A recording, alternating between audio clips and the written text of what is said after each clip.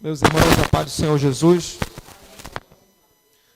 Quantos possuem a Bíblia Sagrada, a lição, por favor, abra a sua lição na lição de número 13. Amém? Nós vamos estudar hoje sobre a última viagem que não teve volta. A viagem de Paulo que ele fez à cidade de Roma. Mas antes de nós vermos esta cidade, veja na sua Bíblia, na sua revista, as cidades que Paulo ele passou, para nós chegarmos a uma compreensão a respeito da como foi as suas 3 viagens. Amém? Está na página, antes da página 43, tá bom? Numa leitura complementar da lição. Vocês podem ver bem no meio da revista. Vocês veem aí 28 cidades que Paulo passou. A primeira, Salamina. Segundo, Pafos, Perge, Antioquia da Pisídia, Icônio, Listra, Derbe, Atália, Antioquia da Síria, Troade, Filipos, Tessalônica, Bereia, Atenas, Corinto, Éfeso, Jerusalém, Galácia, Mileto, Tiro, Sidônia, Cesareia, Mirra, Ilha de Malta,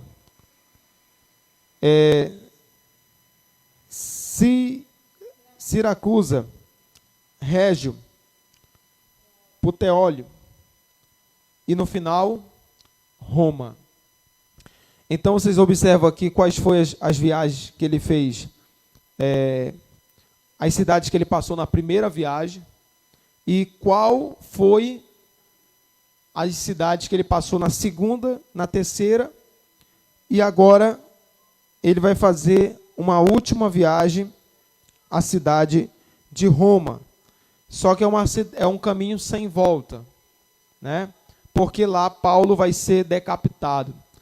Tem até um filme que saiu, Paulo, apóstolo de Cristo. Nós assistimos aqui com os jovens. Esse ano foi uma bênção.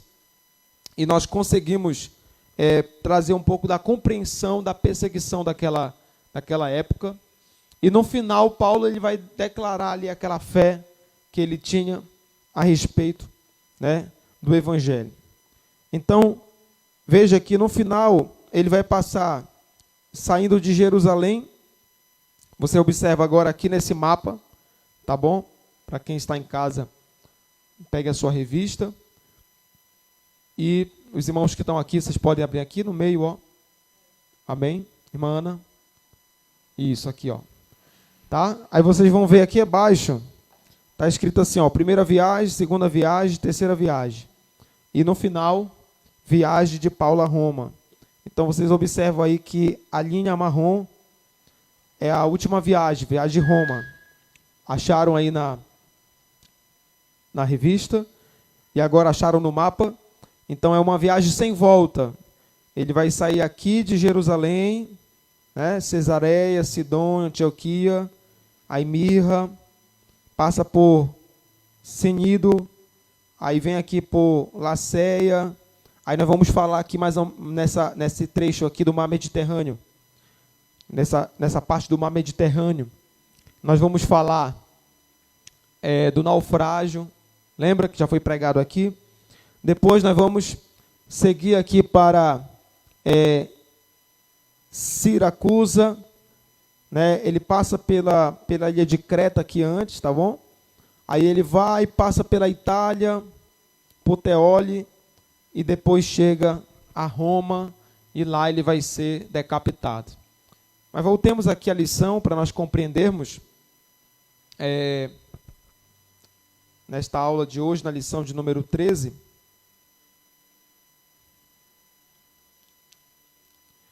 nós vamos compreender, né, essa viagem que Paulo fez a Roma. Nós vamos aprender com o exemplo de Paulo, e também o propósito dessa lição é que nós venhamos pregar até Jesus voltar, até a morte. A Bíblia diz: ser fiel até a morte e dar-te-ei a coroa da vida. Portanto, Lucas ele inclui na sua obra a chegada de Paulo a Roma, a capital do império e a grande metrópole dos gentios. Então, Roma era a capital do imperador, do império, né, de Roma, ali de todo o Império Romano, que também nós já estudamos aqui na sexta-feira sobre a profecia de Daniel.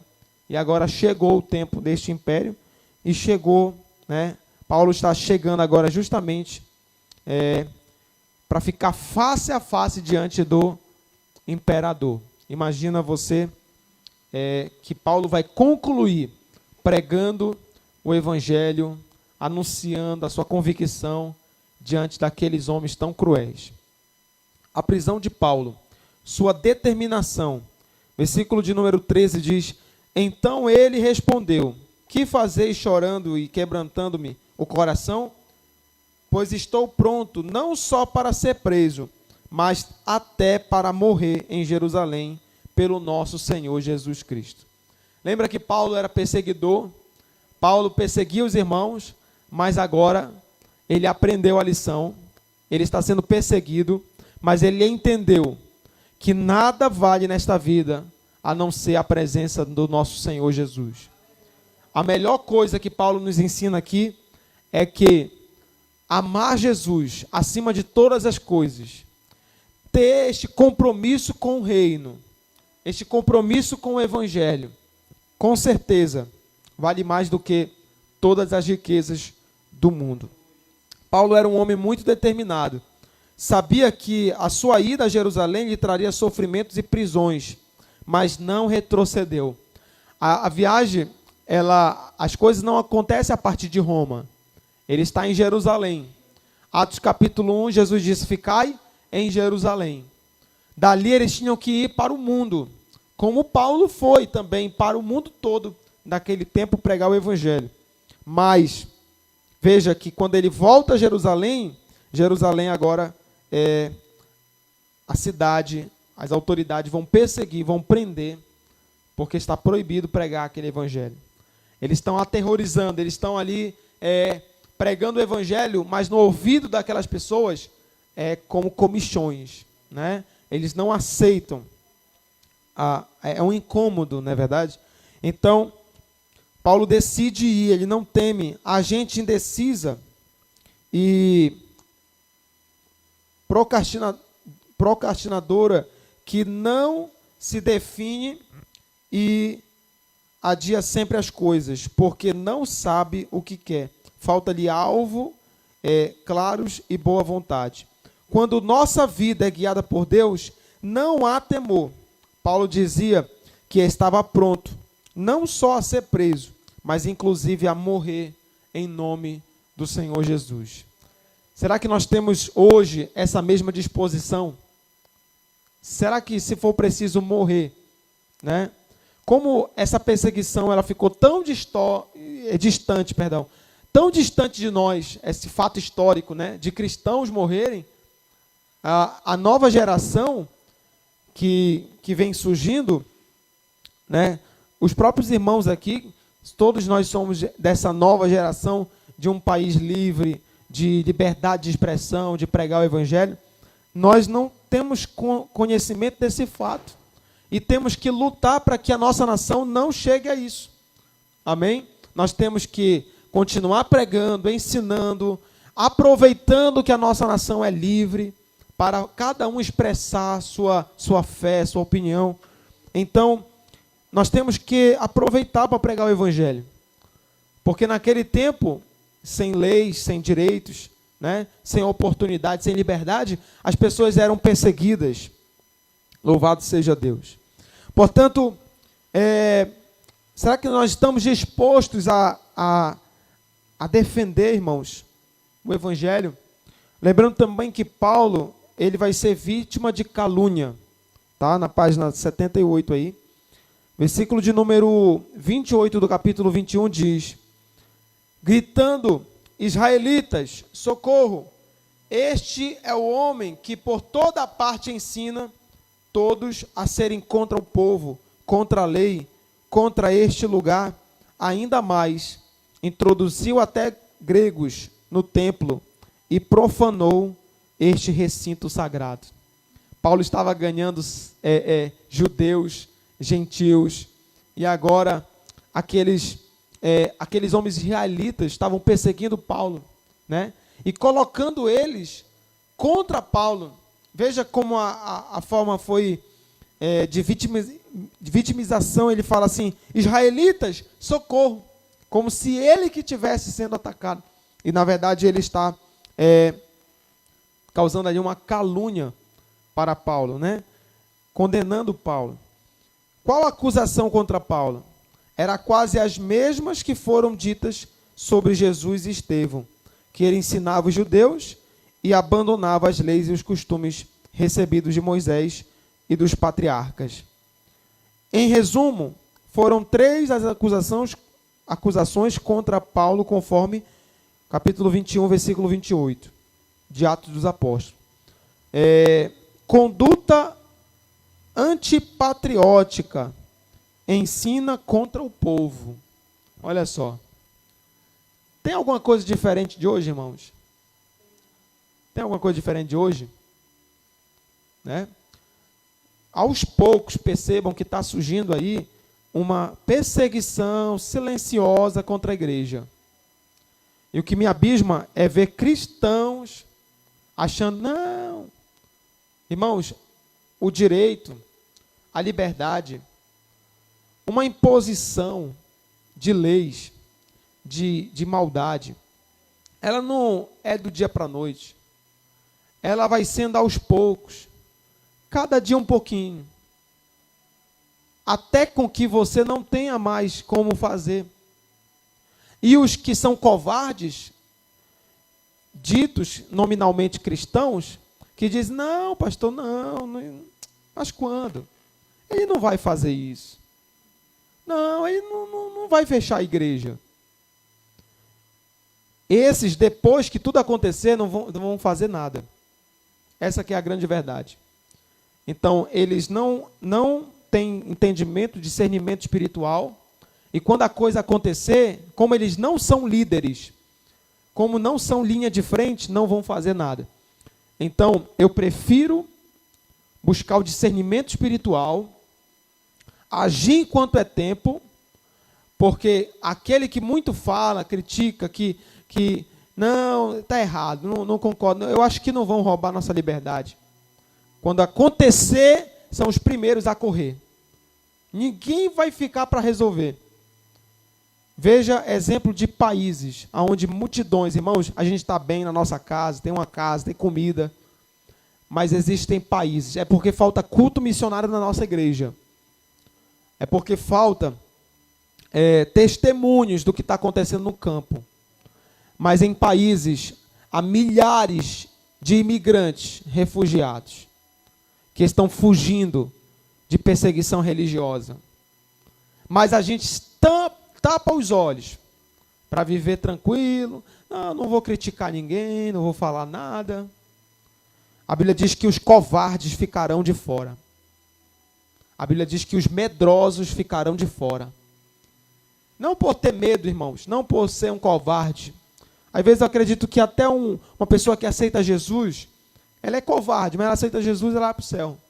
Mas covarde, irmão, porque quem é covarde, quem é medroso, quando vir a luta, quando vir a perseguição, não vai resistir na igreja. Imagina eu, pastor, com medo desse vírus, com medo de ir para o céu. Não, nós somos linha de frente. Quem não é líder, fica recuado. Mas quem é líder, é linha de frente, irmãos. É trincheira de guerra. Nós temos que estar pronto para a luta. Esse vírus é pouco para o que vem pela frente. Ah, pastor, não assusta o povo. Não assusta? Leia a palavra de Deus. Leia a palavra de Deus. Sabe, a gente tem que ser forte nessa luta. O legado que eu vejo aqui de Paulo é esse. Pronto para morrer. pronto para morrer. Eu respeito quem tem medo de morrer. Eu respeito, eu uso máscara, me distancio, né? Uso álcool em gel, me cuido da vida do irmão, isso é amor ao próximo. Mas medo de morrer, líder não tem que ter medo de morrer. Líder tem que estar pronto para a verdade, pronto para o embate, pronto para a luta. Imagina um pai covarde. Vai proteger o filho? Vai proteger a esposa? Tem que ir para frente, tem que ser defesa da família. Liderança, irmão, supre, protege. Liderança ensina. Liderança. Então não adianta ouvir quem não é líder. O líder, você vê a característica de um líder. O líder é linha de frente. Ele não tem que ter medo. E outra, ele é exemplo para que todos tenham a mesma autoestima, a mesma garra. Porque senão a gente vira uma nação fraca. E eu estou falando aqui de Paulo. Veja o exemplo que Paulo está dando para milhares de cristãos. Ele está dizendo...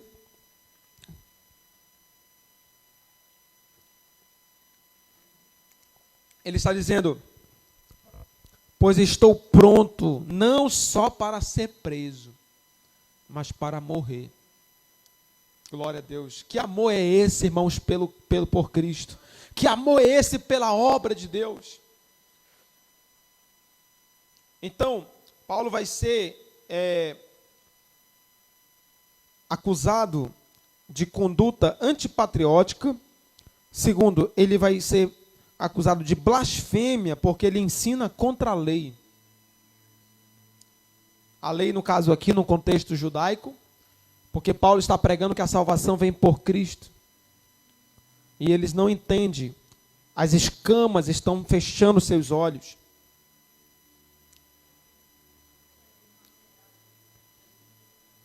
Eles ainda vão inflamar outras pessoas. Olha, ele é ruim, ele é mau.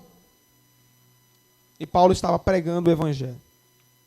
Nenhuma das acusações eram verdadeiras, mas como disse alguém, quando não há argumentos ou razão, lama é um bom substituto. As pessoas vão querer jogar você na lama, jogar seu nome no vento.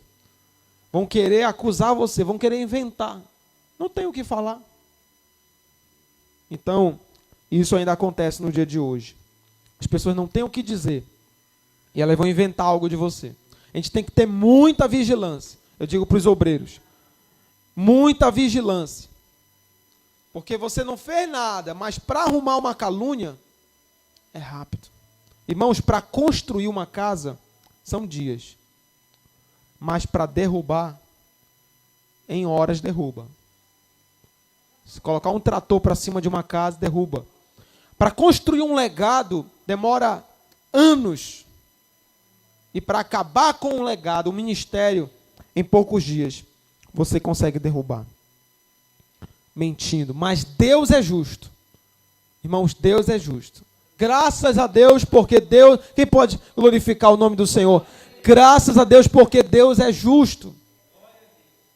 A sua defesa. Atos capítulo 26, versículo 1 ao 23. Amém? Diz assim: pelo que, ó rei Agripa, não fui desobediente à visão celestial. Que maravilha. Qual era a acusação contra ele? Pregar o evangelho. Ele está dizendo, a única acusação contra mim é essa. Eu não vou ser, olha o que ele está dizendo ao rei, não vou ser desobediente à visão que Deus está me dando. Eu não vou abrir mão daquilo que Deus me mostrou. Receba essa palavra em nome de Jesus. Estão prendendo você, estão tentando parar você. Você tem convicção do que Deus está fazendo na tua vida? Segue em frente. Para todo mundo, está sendo preso, coitado de Paulo. Não, ele está seguindo a visão que Deus deu para ele. A mensagem que Paulo está deixando para nós aqui, eu vou seguir, eu tenho que seguir a visão celestial. Oh, aleluia, eu estou sentindo uma graça de Deus. A gente começa a live aqui, começa a ministração um pouco tímida, mas Deus está derramando uma graça aqui, está dizendo para mim aqui neste altar, não para de fazer a visão que eu te dei. Sabe quem para? Quem recebeu a visão do homem. Quem recebeu a bajulação de homem. Você não precisa de direção humana, bajulação de homem, tapinha na costa, olha, tá bom, tá bonito, não. Você tem que entender que você está obedecendo a Deus. Faça o que Deus está te mandando fazer. Nem que você vá ao mesmo fim de Paulo. Mas uma morte digna. Por que morte digna? Morrer pela causa do Evangelho. Irmãos, os mártires receberão no céu a coroa da vida. Diga assim, por quê, pastor? Por que eles vão receber a coroa da vida? Eles vão receber, irmãos, porque eles não amaram a sua própria vida. Eles entregaram, eles morreram. E quando eles morreram, lá no céu, serão recompensados com a coroa de vida eterna. Aquele que foi humilde, receberá a coroa de glória. Deus só vai dar glória para quem, irmãos? Deu glória para Ele. Deus só vai dar coroa de glória para quem foi servo, para quem lavou os pés, amém? Para quem serviu os animais com água, aleluia, com as mãos, igual Rebeca. Quem lembra de Rebeca? Aleluia. Ela deu água. A igreja tem que dar água para os animais. Quem está aí? Quem está recebendo esta palavra? Nós temos que ser servos. Nós temos que obedecer a Deus até a morte. Então a defesa de Paulo, como já fizeram antes, Paulo não se defende no sentido técnico. Paulo conhecia as leis. Paulo podia falar muito bem ali, não tem nada que na lei possa tirar minha liberdade. Mas sabe por que o rei não recuou em matar Paulo? Porque Paulo pregava de um reino. E o imperador romano não aceitava outro reino. Quem está aí? O único rei do império era Agripa. E Paulo pregava que o rei não era Agripa. Não diretamente, tu não é o rei. Não, ele não pregava assim. Ele dizia assim, eu prego um novo reino. Eu estou pregando que esse reino vem do céu. É chegado o reino dos céus. E eu prego sobre um rei que é rei dos reis. Ele é Senhor dos senhores. Ah, meu irmão, isso mexeu com o ego de Agripa. Nada na lei podia parar Paulo. Mas por causa ali da calúnia, por causa do ódio que criaram contra Paulo, mataram Paulo. Então Paulo, ele vai falar agora que nós vamos tratar sobre a parte da segunda viagem. A viagem até Roma durou de 8 a 9 meses. Olha o tempo, irmãos, de viagem. A embarcação não tinha motor, né? Lembrando que parece um pouco com a história do Titanic, essa viagem aqui. Eu já preguei para vocês. 200, se eu não estou enganado, 276 tripulantes. Claro que o Titanic tinha 2.000 e pouco, 2.500. Aqui tem 10%. Né? A diferença, não tinha motor, não era toda uma tecnologia avançada, mas eles estão navegando ali pelo mar Mediterrâneo. Veja comigo. Foi uma jornada bem sucedida, apesar dos muitos percalços. Houve prejuízos materiais, mas as vidas foram não só poupadas, como também impactadas, e o nome do Senhor glorificado. Aqui nós temos um Jonas diferente, né? Quem lembra daquele barco onde Jonas estava, que estava, né, as ondas tumultuadas ali, lançando o barco? Então eles tiraram sorte e acharam Jonas, que por causa de Jonas aquilo estava acontecendo. Aí primeiro jogaram tudo no mar, depois jogaram Jonas, né? Então, irmãos, antes de jogar tudo para o mar, antes de você acabar com tudo que Deus já te deu, de você jogar para fora do barco, ache o Jonas. Coloca o Jonas primeiro. Tem muita gente, olha só o que Deus está falando aqui. Tem muita gente que está pegando as coisas que Deus já deu, as bênçãos, os materiais que estavam ali na embarcação e jogando fora, antes de ver quem era o culpado. Então identifica o problema. Quando eles identificaram o problema tirando sorte, irmão, eu acho que o Espírito Santo, se fosse uma garrafa, porque a Bíblia diz que eles tiraram sorte. Quando a garrafa parou na direção de Jonas, você lembra daquela brincadeira de criança que virava a garrafa de sorte? Quando a garrafa parou na direção de Jonas, é Jonas. Joga ele. Pegaram o Jonas, jogaram lá no mar. Mas Deus já havia providenciado um grande peixe. Louvado seja Deus. Eu quero profetizar aqui nesta palavra. Aleluia. Em nome do Senhor Jesus. Em nome do Senhor Jesus. O Senhor está provendo livramento. Ele está lhe dando discernimento. Não será por sorte, mas será por discernimento que você vai encontrar o problema que está no seu barco. Só que aqui há um Jonas diferente. Por quê? Porque Jonas estava fugindo. Olha esse entendimento. Jonas estava fugindo. Paulo não. Paulo estava indo para o propósito. Jonas não queria pregar para Nínive. Paulo queria pregar em Roma. Aleluia.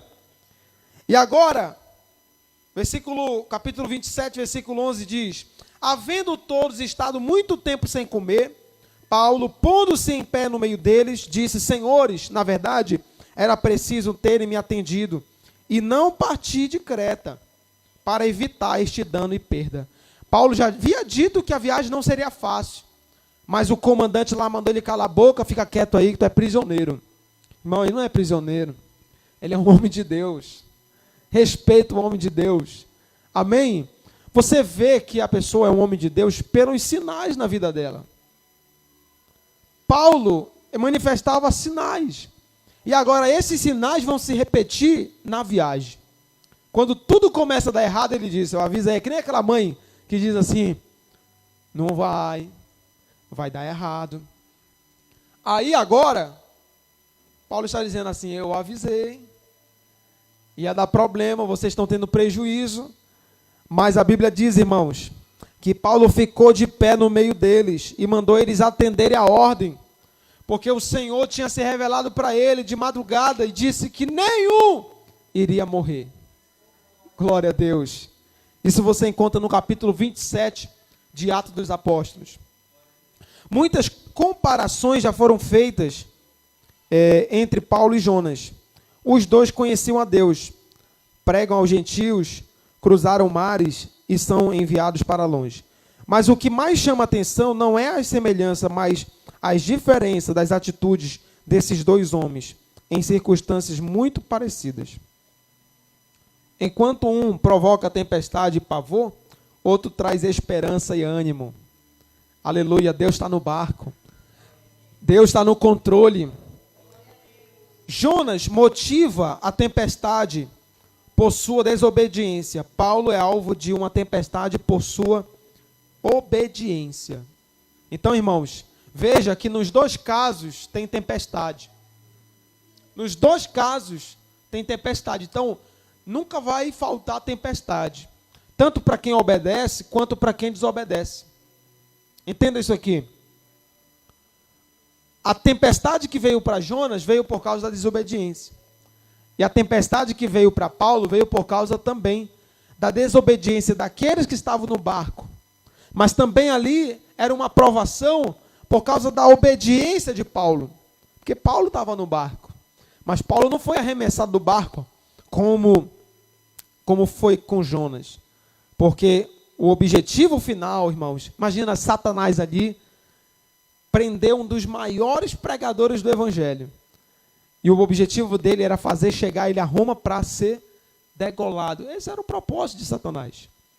Então, a provação ali na viagem é grande. Claro que não vão jogar Paulo sem julgá-lo primeiro, sem levá-lo perante o rei. Segundo, Jonas atravessa a tempestade fugindo de Deus. Paulo faz em obediência à chamada de Deus. Terceiro, Jonas, ele viaja, a viagem de Jonas é sem projetos. Qual era o objetivo de Jonas? Fugir. E Paulo? Paulo sabe para onde vai e o que vai fazer. Ele queria pregar para o rei. Olha, rei, eu vim falar de um reino. Aleluia. Sabe o que é interessante, irmãos? Que Paulo conhecia aquela profecia que eu ensinei sexta-feira sobre os impérios. Paulo sabia. Paulo sabia, ele tinha que pregar o evangelho. E ele sabia que o final do Império Romano ia chegar. Que o único reino que iria prevalecer é o reino de Cristo, irmão. Guarda isso. Nenhum reino humano irá subsistir ao reino de Cristo. Está escrito.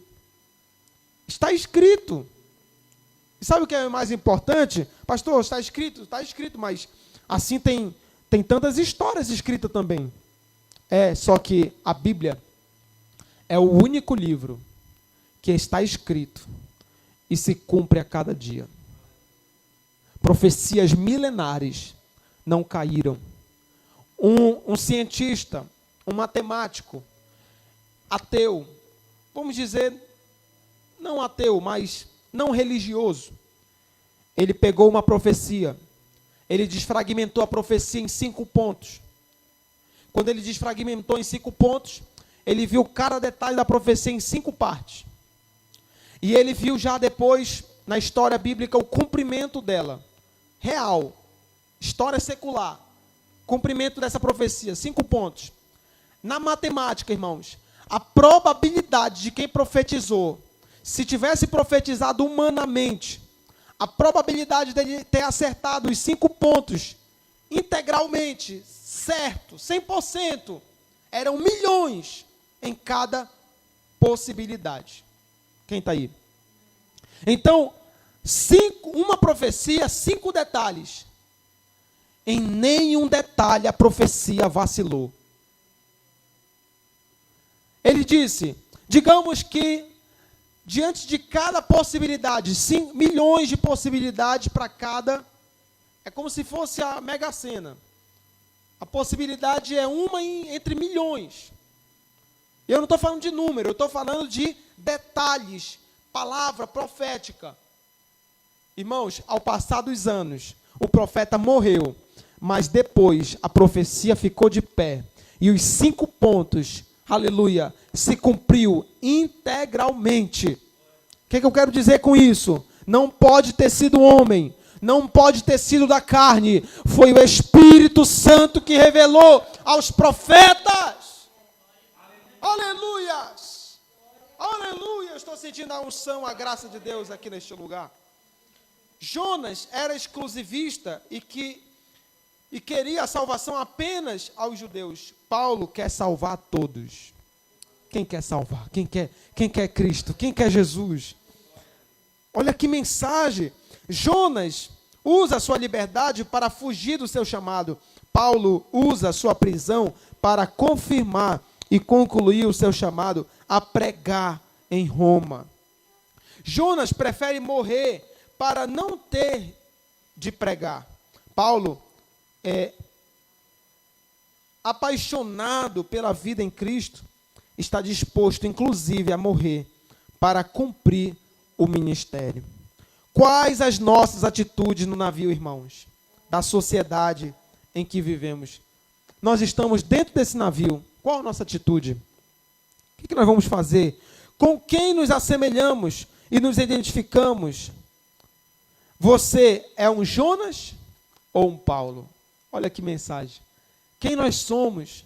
Estamos fugindo ou nós estamos cumprindo o chamado que Deus tem na nossa vida? Segundo, o naufrágio. Capítulo 27, versículo 43. Aleluia. Se puder colocar aqui na tela. Capítulo 27, versículo 43 diz assim: mas o centurião, querendo salvar Paulo, pediu-os de fazer e ordenou que os que soubessem nadar fossem os primeiros a se lançar no mar e alcançar a terra. A Bíblia diz que o barco ele vai ser arremessado contra as pedras. E Paulo vai pedir com que aqueles homens que estão ali, que são mais de 200, eles pulem na água e nadem para a beira da praia. Pelo que sabemos, esse é o quarto naufrágio sofrido pelo apóstolo dos gentios. Nós encontramos aqui em 2 Coríntios, capítulo de número 11, versículo 25. No entanto, Deus sempre teve guardando a vida do seu servo. Irmãos, percebam que Paulo vai morrer decapitado, mas ele não morreu afogado. Glória a Deus. Deus guardou Paulo. Ele poderia mesmo ali acabar a vida dele, o ministério dele. Mas veja que o autor, que é Lucas, que está escrevendo a um gentil Teófilo, veja que ele vai narrar o evangelho de Lucas, terminando em Cristo, sendo levado à cruz, e ele vai terminar Atos dos Apóstolos, amém? Lucas, Atos, foi escrito por Lucas. Lucas escreveu o evangelho e o livro de Atos. Então perceba que no final, ele vai mostrar Cristo sendo levado, no evangelho. Ele vai ser levado para Pilatos e para Herodes, e Paulo, no final de Atos, está sendo levado para Agripa. Quem está aí? Então, Cristo vai ser crucificado e Paulo vai ser decapitado. Ele está querendo mostrar... Aleluia. Ele está querendo mostrar uma semelhança. Ele está dizendo assim: assim como Cristo não amou a sua própria vida, mas deu ela por nós, Paulo também deu esta mesma vida. Não que o sacrifício de Paulo nos salva, mas o sacrifício de Paulo, ele nos dá exemplo de amar o evangelho. Nos dá exemplo como homem, porque Cristo foi à cruz como Deus, mas Paulo foi ser decapitado como um homem que se apaixonou pelo evangelho. Aleluia! Eu quero ter essa paixão por vidas. Não estou pronto só a morrer. Perdão, não estou pronto só a ser preso, mas também a morrer. Quantos estão morrendo pelas drogas, de overdose? Quantos estão morrendo num crime? Quantos jovens estão morrendo no assalto? Agora Deus está levantando uma geração que não tem arma na mão, mas que tem uma palavra poderosa. Quem está aí? Quem está aí? Quem está recebendo esta palavra? O Senhor está neste lugar.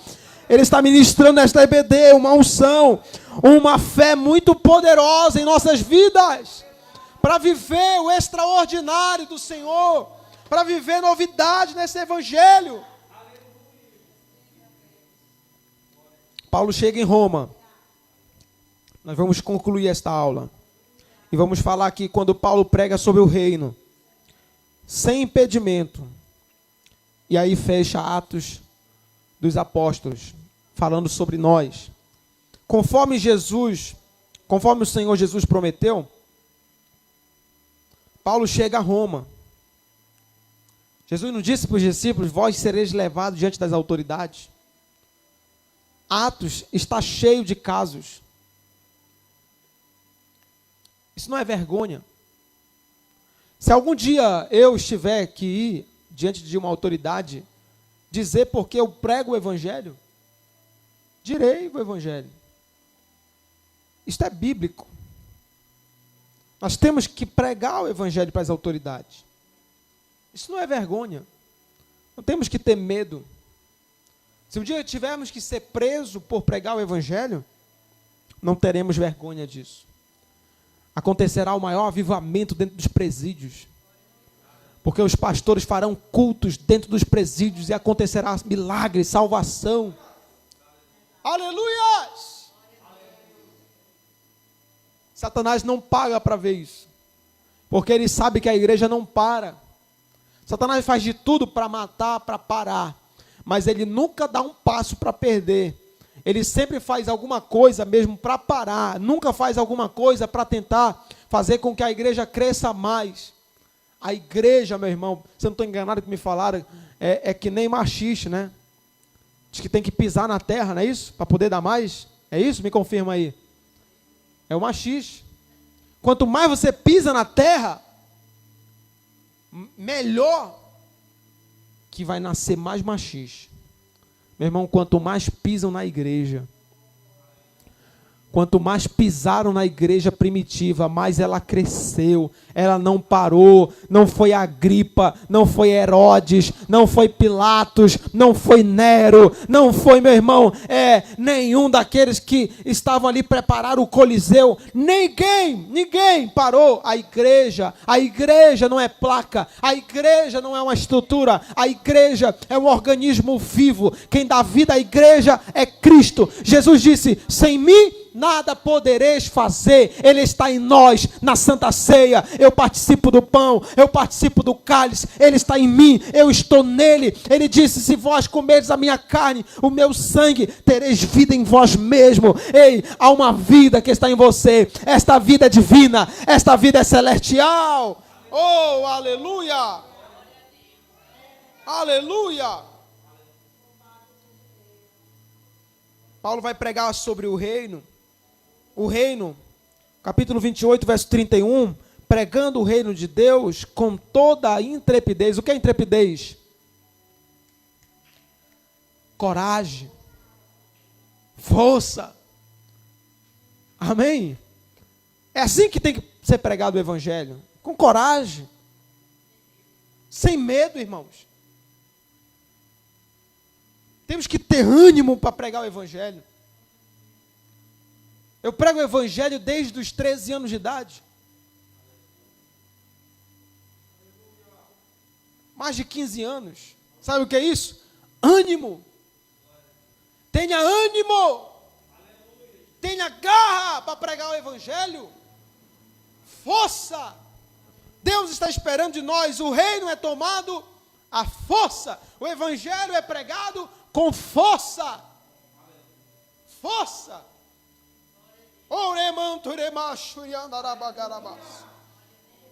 O reino de Deus não foi somente pregado, anunciado e vivido por Jesus. Isso é incrível. Um professor está na sala de aula para transmitir aos seus alunos aquela lição, para que dali eles possam aprender a matemática, o português, a história, a geografia, a química, a física. E Cristo nos ensinou para sermos iguais a Ele.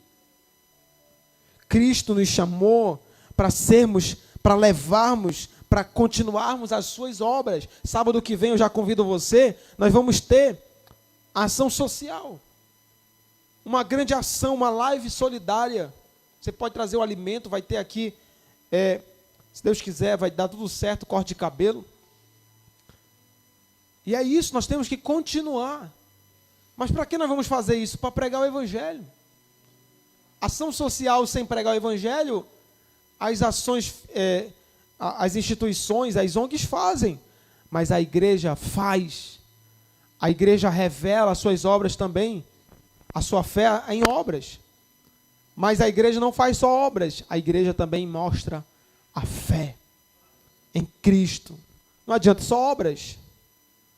Assim também como é um corpo morto. Quem está aí? Fé sem obra é morta. E obra sem fé? É morta também. Quem está aí? Porque a fé é a alma desse corpo. A fé é a alma da sua obra. Meu Deus, está descendo, meu irmão, um pão quentinho. Sabe, quando você estuda a palavra, Deus vai falando para você mais coisas. Deus não vai te dar revelação sem você estudar. Mas quando você estuda e você ministra, o Espírito Santo ele vai trazendo mais entendimento. Ele vai pregar o evangelho. O reino de Deus é outra maneira de viver. É outro modo de ser gente. Por ora, ele é invisível em muitos aspectos, mas é real.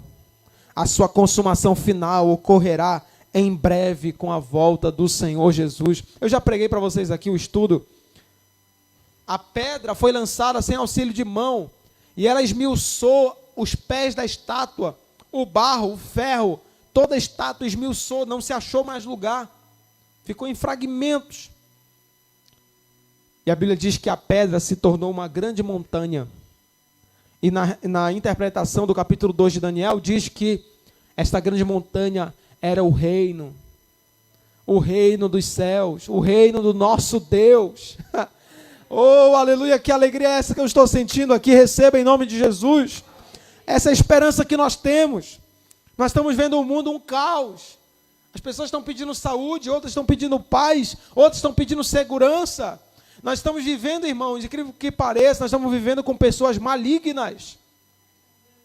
Malignas. Cheias de demônios. Sabe, irmãos, é inacreditável o que a gente está vendo. Pessoas malignas de coração mesmo. O diabo está usando elas para fustigar, para causar transtorno. É maligno mesmo. Quem não quiser acreditar no que eu estou falando, amém, mas eu vejo. Quem tem o Espírito Santo vê quem é maligno. Quando você tem um coração sincero, de humano, mesmo não sendo crente, é humano, é sincero. Mas tem gente, meu irmão, maligno. Mas o reino de Deus está vindo. Eu não consigo fazer o raio-x sem uma máquina para ver os ossos. Preciso de uma máquina para ver os ossos. Cristo conhece o coração. Quando ele passar aqui no raio-x, ó, cada um vai para... Né? Vem aqui.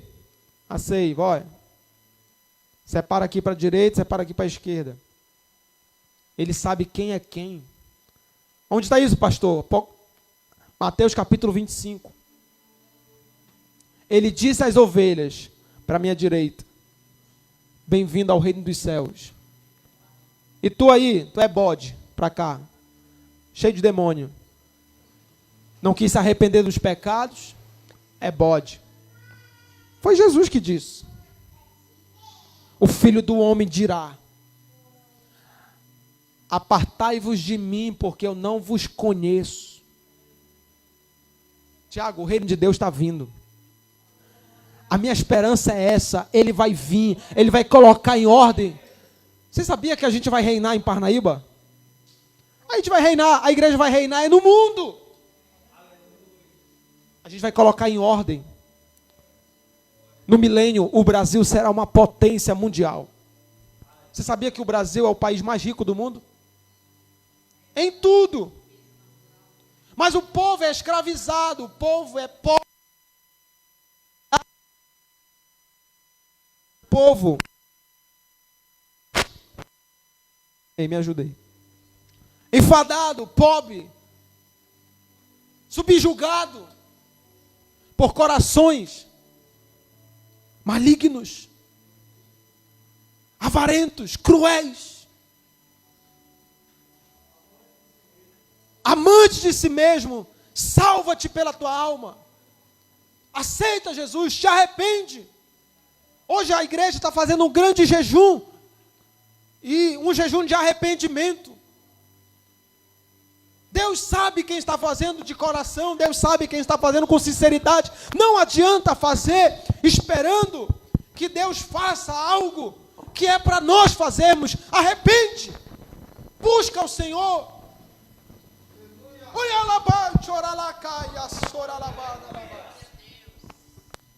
Falta arrependimento, falta amar Jesus, falta um amor pelas vidas. Deixar a avareza, deixar a hipocrisia, deixar essas ideologias nefastas que desgraçam uma nação, que desgraça a família. A melhor ideia é a ideia do Evangelho. A melhor cultura é a cultura do reino, do Evangelho. Uma cultura de família saudável, uma cultura de reino saudável, uma cultura de justiça. Por mais que muitos não dêem exemplo, mas está aqui e ninguém é contra a palavra. Ninguém pode dizer que a palavra está errada, porque a palavra se prova, a palavra é limpa. Oieira faz.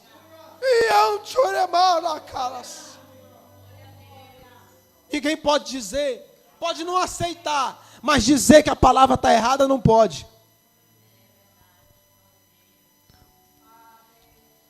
E agora, irmãos, nós vamos estudar Atos capítulo 29. Tem Atos 29? Tem? Somos nós. A continuação da história. Você está aqui. A igreja está viva. Atos 29. Oh, glória. O livro de Atos encerra em Atos 28, 31. Mas a expressão da igreja continua. Num certo sentido, cabe a cada um de nós a tarefa de continuar escrevendo o livro. Atos não possui uma conclusão formal. Você já percebeu que Atos, ele não é uma história contínua que você está narrando. Atos é uma história em partes. Veja que ele pula sobre a história de Pedro, ele pula para Paulo. Amém? Porque ele está querendo trazer fragmentos de lições de cada um.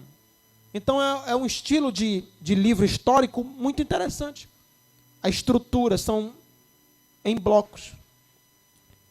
E diz assim, como já foi dito, o personagem principal é quem? Espírito Santo.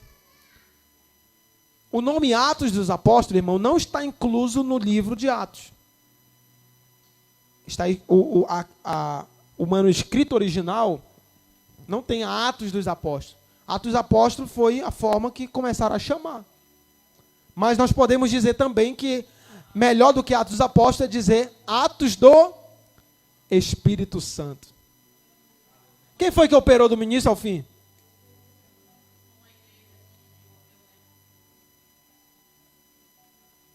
Atos dos Apóstolos, porque mostra o que os apóstolos fizeram. É incrível, nós temos os evangelhos que vai narrar Cristo, e se acaba só nos evangelhos? Nós íamos dizer assim, e o que aconteceu, né? Assim, o que aconteceu com os apóstolos? Aí Lucas, pensando nisso, vou escrever os Atos dos Apóstolos, que foram atos do Espírito Santo na vida dos apóstolos. Ele continua sua obra em nossos dias através da igreja, como obra da revelação, como obra da palavra escrita. O livro se encerrou, mas a história da igreja, o livro deve continuar. Hoje estamos escrevendo o maior de todos os capítulos, Atos 29, que não tem final de versículo, até Jesus voltar. Todo crente em Jesus é comissionado a escrever uma parte dessa história, anunciando Jesus e vivendo à altura do seu amor e do seu sacrifício por nós. Que página você está escrevendo? Você está cooperando com essa história? Tem uns que estão manchando a história. Mas eu quero chegar diante de Jesus e dizer assim, Jesus, está aqui as minhas obras. Irmãos, quem já leu a parábola das 10 minas? Quem já leu a parábola do semeador? Quem já leu a parábola dos servos maus e dos servos fiéis? A igreja foi comissionada. Entenda uma coisa, nem que você não queira, você vai ter que prestar conta do que você fez. Ah, não fiz nada. Era. Não compromete a salvação. Mas, irmão, assim, escute isso. Assim como há diferença das estrelas no céu, isso é bíblico. Assim como a glória de uma estrela é diferente da outra, vou te dar um exemplo. A luz do sol, ela é própria, exato, óbvio. A luz da lua é de quem? É do sol. A lua não tem luz própria. Aí você já entende o que vai acontecer. Vai estar no céu, que nem o sol e a lua. Mas um vai ser sol e outro vai ser lua. E outro vai ser estrela. A glória de cada um é diferente, está na Bíblia. Quando a Bíblia trata sobre obras. Lembra lá de José que ele teve um sonho? Que ele disse que as estrelas, o sol e a lua se curvavam diante dele. tipologia de Cristo. O sol, a lua, as estrelas, tipologia da igreja. Só que um é diferente do outro. São as obras. A Bíblia diz em Apocalipse que as obras são as nossas vestes. As vestes dos santos são obras de justiça.